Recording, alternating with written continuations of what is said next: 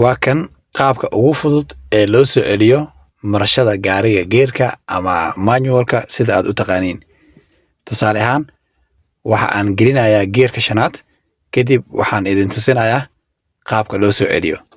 Kalaajka ayaan qabanayaa ama fariisoonka, kadib waxaan gelinayaa geerka shanaad. Hadda waxaa ku jirta geerka shanaad. Markaan rabo inaan soo celiyo oo aan keeno 4 oo kale, dhaxda ayaan keenayaa. Dhaxda markaan keeno, kadib hoos ayaan u riixayaa. Hadda waxaa ku jirto geerka 4aad.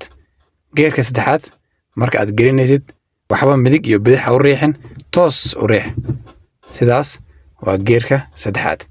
Geerka 2aad marka aad doonaysid inaad gelisid, tartiib dhaxda keen, kadib bidix u riix, hoos u deji.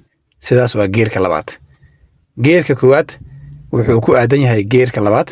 Tartiib dhankan u qabo, kadib hore u geli. Sidaas waxaan ku gelinay geerka 1aad. Haddaba haddii aad doonaysid barashada gawaarida, waxaad nagala soo xiriiri kartaa nambarka profile-ka saaran. Xarumaha iskuulka waxay ku kala yaalaan Islii 4th Street 2nd Avenue ama Islii Jam Street, gaar ahaan isbitaalka St. Joseph. Magaca iskuulkana waa Confidence Driving School.